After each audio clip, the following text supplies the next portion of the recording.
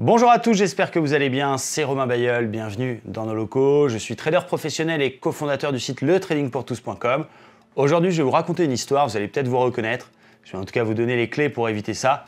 Au secours, j'ai tout perdu, cauchemar d'un trader. Juste avant, je vous invite à vous abonner à la chaîne YouTube et même à cliquer sur la petite cloche pour être sûr d'avoir une alerte et de pouvoir avoir nos nouvelles vidéos. On est en train de mettre beaucoup de contenu, donc allez-y, abonnez-vous surtout et mettez bien la cloche pour ne rien louper.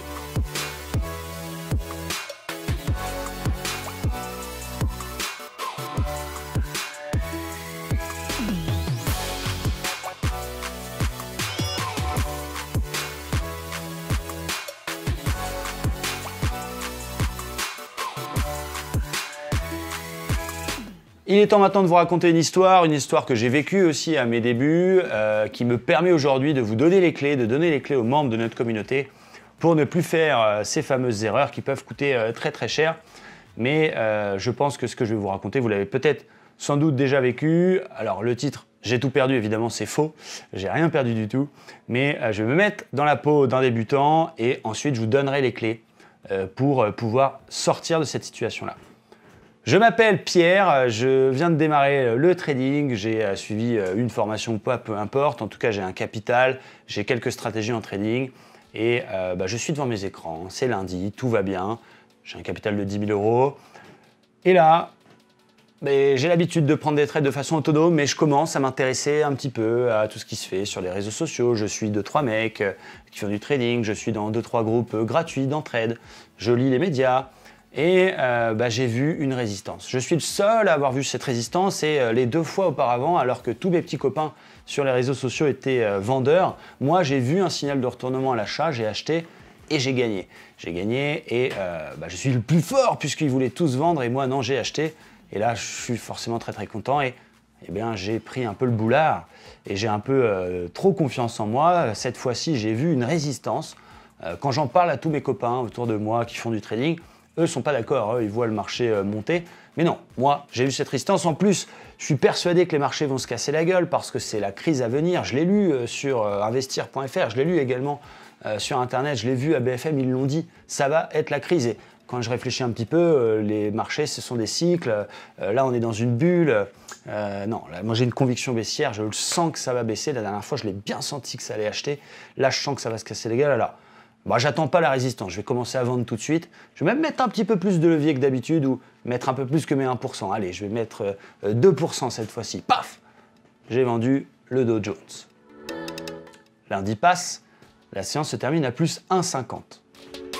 Je suis en position perdante. J'ai retiré mon stop parce que j'allais perdre plus que ce que je m'accorde d'habitude et il est hors de question que je donne autant au marché, d'autant que je suis quand même Pierre.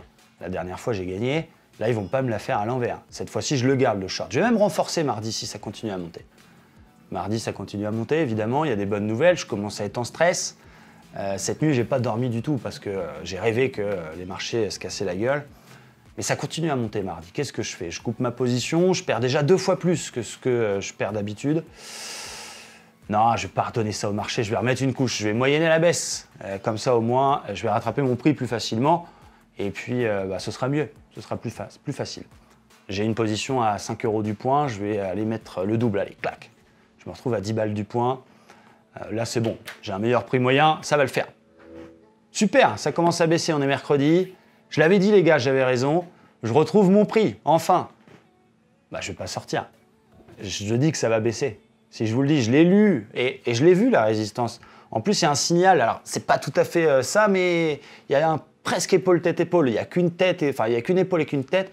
Mais je pense encore que ça va baisser, donc il est hors de question que je coupe ma position. Je suis au prix, voilà, je garde. Je vais même en rajouter encore un petit peu parce que comme ça, au moins, je vais gagner. J'ai remis, je suis à 15 € du point. Je sais que je dépasse complètement, on est jeudi, je dépasse complètement mes limites acceptées, mais je suis Pierre quand même. On a compris, je garde. Jeudi, journée neutre, on se retrouve vendredi. Je ne sais pas parce que personne ne m'a formé finalement et personne ne me l'a dit, mais on est vendredi, les fins d'échéance des contrats futurs, ce qu'on appelle la séance des 4 sorcières. C'est une séance qui est souvent très volatile et en plus, il y a des grosses news. Mais comme je suis Pierre et que je suis le plus fort, je m'en fous du calendrier économique, ça ne veut rien dire. Et j'ai regardé à BFM, ils ont dit que ça allait baisser. 3%. Le marché prend 3% vendredi. je me retrouve en perte, non pas de 200 € comme je me l'accorde d'habitude, je me retrouve en perte de 2500 €, un quart de mon capital. Qu'est-ce que je fais là? C'est vendredi. Est-ce que je me coupe un bras ou est-ce que je garde ma position, je joue au loto? Allez, je vais garder ma position, coup de poker. Je pense que ça va baisser, je suis quasiment même persuadé. Les marchés vont se casser la gueule, il va se passer quelque chose ce week-end. Et là, je rentre en mode espoir. Je prie malheureusement pour qu'il se passe quelque chose dans le monde qui fasse baisser le marché. C'est le week-end, c'est dimanche. Il n'y a rien, malheureusement. Ils viennent même d'annoncer que la Chine et les États-Unis, ils étaient tombés d'accord concernant la guerre commerciale. Oh, je suis mal lundi, mais aïe aïe aïe. Lundi, gap haussier. Je ne peux plus acheter puisque j'ai une position vendeuse. Je suis complètement bloqué. Je suis obligé d'attendre de retrouver mon prix. Ça continue à monter. Badadrame. Et je crame mon compte. Ça, c'est l'histoire de Pierre. C'est l'histoire que j'ai déjà vécue à mes débuts en trading. C'est une histoire que vous avez certainement tous vécue, l'histoire de la conviction. C'est quelque chose de terrible, malheureusement. C'est humain, mais il faut accepter de perdre. Alors, comment éviter d'avoir la même situation de Pierre? Si vous avez bien compris, comment éviter d'avoir des convictions fortes et comment éviter de se retrouver bloqué? Déjà, la première chose, c'est d'éviter d'être en position overnight quand on fait du day trading, sauf si on est dans le bon sens, et même carrément de prohiber complètement de garder des positions le week-end. Évidemment, derrière, quand on est en bénéfice, quand on a de l'expérience, quand on sait ce qu'on fait, on s'accorde des libertés. Moi, je me suis fait le kiff cette année de rester over years, de prendre une position que je gardais entre Noël et le jour de l'an et le début de l'année. Mais vous qui débutez, surtout, fuyez ça. Avoir une conviction, c'est bien, avoir une conviction technique, analyser un marché au quotidien. Mais n'essayez pas de deviner un scénario de ce qui peut se passer la semaine prochaine. Avec Trump, avec tout ce qui se passe aujourd'hui sur les marchés, c'est fou. On peut avoir, regardez le Dow Jones il y a quelques semaines, moins 4000 points. Là, il vient de les reprendre. On ne sait pas ce qui peut se passer dans le monde.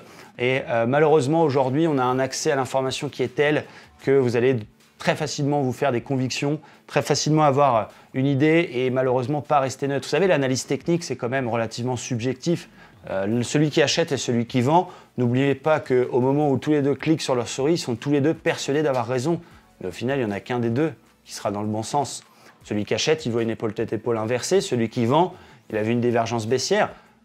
Mais encore une fois, il y en a un des deux seulement qui aura raison. Donc la meilleure façon de ne pas avoir de conviction, c'est déjà d'éviter de trop lire de choses, d'éviter d'être dans 36 000 groupes en même temps, d'éviter d'aller chercher les sites d'information pour essayer de trouver un point d'entrée. Ça ne se traite pas les news. C'est bien de lire Investir le soir pour comprendre pourquoi c'est monté ou baissé. Il y a aussi Zone Bourse, on est obligé de citer d'autres sites par exemple. Mais votre trading, vous devez le prioriser en fonction de vos analyses que vous faites quotidiennement, de façon neutre, de façon objective. En étant abonné au Pack Trader avec nous, c'est ce que je vous permets justement. Alors, parfois je fais des erreurs. Ça m'arrive aussi d'avoir un biais, de penser qu'on est dans un marché baissier alors qu'on est dans un marché haussier, ou de penser que ça va monter alors que ça va baisser. Ça, c'est normal. Je ne peux pas l'éviter. Mais vous évitez de vous enfermer dans des convictions, de vous retrouver bloqué dans des positions en étant tout seul devant vos écrans et de faire n'importe quoi et de ne plus pouvoir prendre un trade dans l'autre sens. Ça, effectivement, c'est ce que je vous permets d'éviter en étant avec nous au sein de la communauté.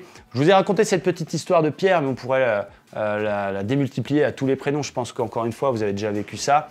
L'idée, c'est voilà, plan de trading, gestion du money management, point d'entrée, stop loss, take profit obligatoire. On ne touche pas à ces ordres une fois qu'on est rentré en position. Soit le plan se passe bien, soit le plan se passe mal. Mais encore une fois, retenez vos mains si vous êtes à deux doigts de retirer votre stop parce que vous n'avez pas envie de le faire toucher par le cours. Retenez vos mains si vous avez envie de mettre une demi-position en plus ou le double en plus pour moyenner à la baisse. Sinon, c'est la catastrophe. Et je vous assure, j'en suis l'exemple, même si effectivement je ne gagne pas tous mes trades, même si j'ai des phases super positives ou des phases super négatives, parfois, j'applique mes stratégies que je vous apprends d'ailleurs. Si vous voulez aller en voir un peu plus, vous avez une conférence offerte qu'on a mis en place avec notre équipe. Vous avez le lien directement dans la description de la vidéo. Mais si vous appliquez des méthodes qui fonctionnent au moins à 60% du temps avec des ratios de 1,5 et que vous respectez les règles, je vous le promets que vous serez rentable. Si vous avez aimé cette vidéo, vous mettez un pouce bleu. Vous pouvez même me mettre un petit commentaire directement en bas de la vidéo. Si elle vous a amusé, vous pouvez même la partager sur les réseaux sociaux. Merci de l'avoir regardé et je vous dis à très bientôt sur la chaîne.